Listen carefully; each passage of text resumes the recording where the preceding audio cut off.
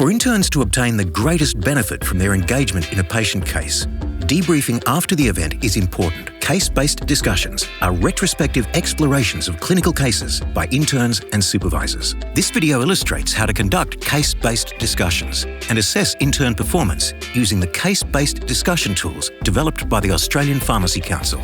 The first example is a case-based discussion following the management of a patient with early warning signs of mental illness. So I saw you just had a patient consultation. Did you want to have a case-based discussion about it?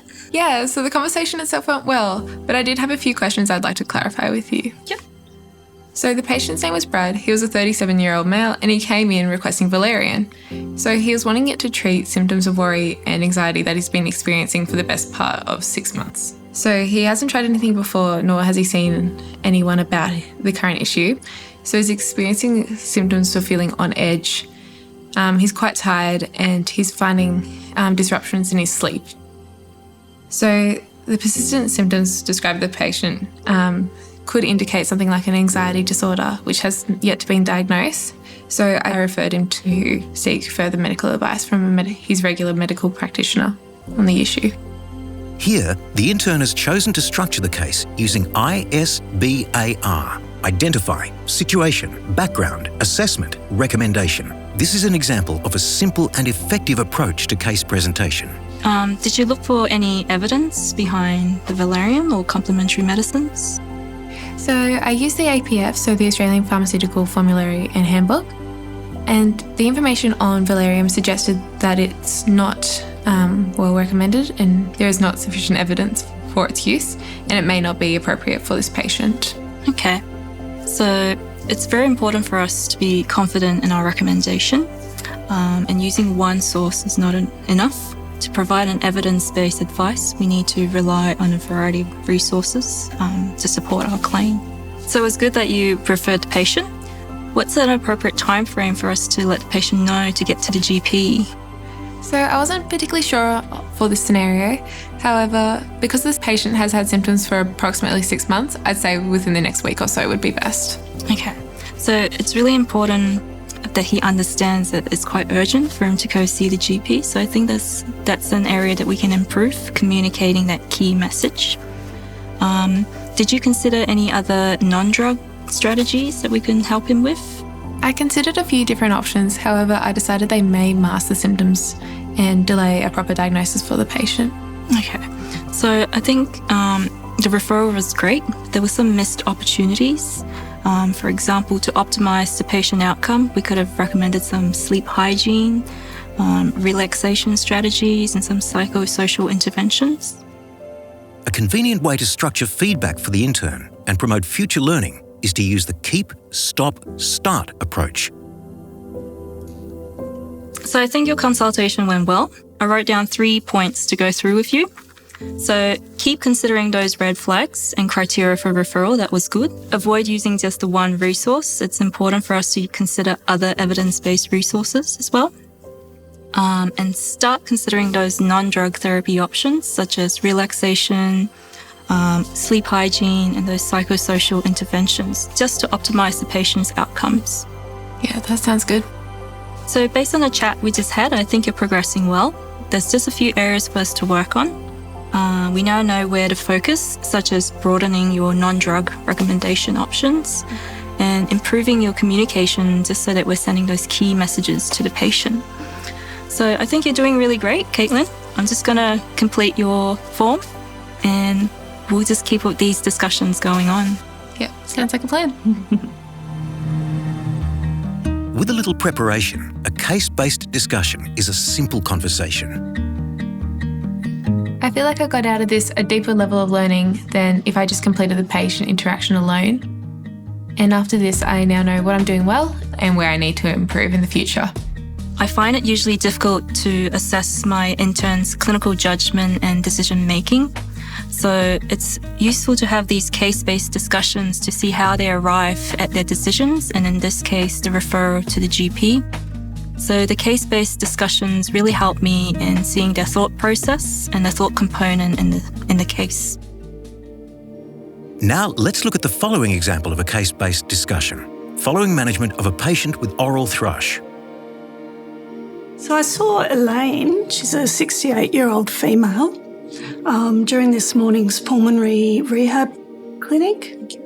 Elaine presented with some concerns about her inhaler and some oral symptoms. Elaine has only recently been diagnosed with asthma, and she also has a history of allergies and dermatitis.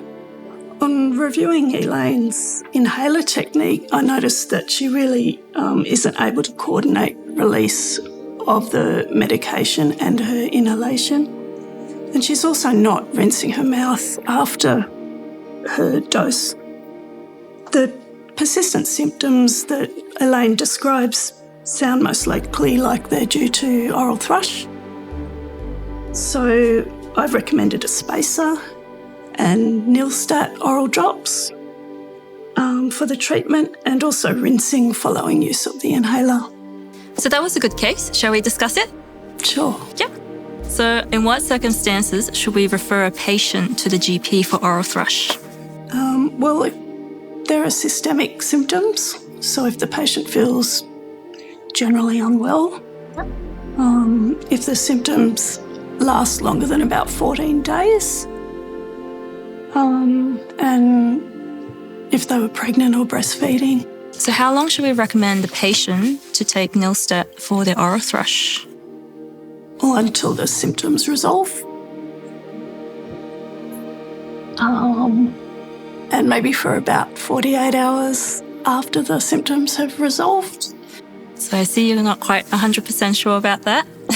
I'm kind of guessing. Yep. So it's important for us to provide information on follow-up and specific details about the medication.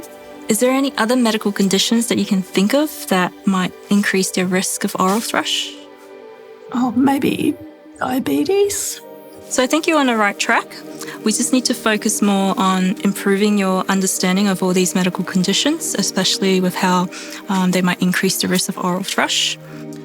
You were definitely right that poor inhaler technique could have contributed to the oral thrush.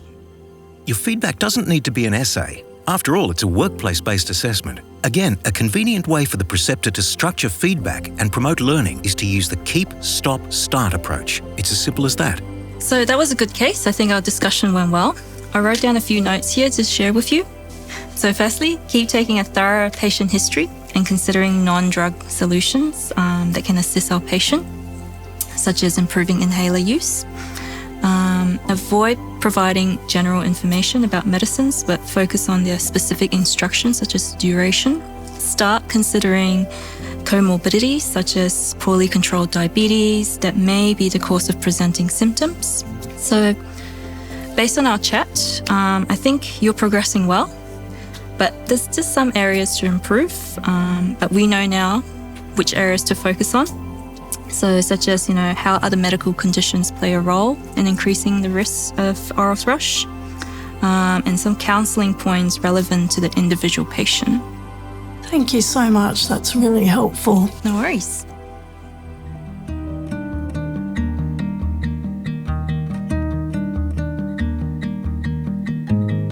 I like the flexibility of being able to choose your own case for the case-based discussion. I also appreciated the process of having to present. My supervisor asked me questions about the case that further challenged me and which I'd never thought of. So case-based discussions are easy to do with my interns. They're nice, quick and easy. Don't have to make them too complicated. Just a conversation discussing the case. Having a case-based discussion enables me to go through and explore the thinking process of my intern. And only through our discussion am I able to determine if she's considered diabetes as a possible issue contributing to the patient. In this way, case-based discussions are a simple but powerful way to accelerate trainee development and give preceptors opportunity to guide intern performance.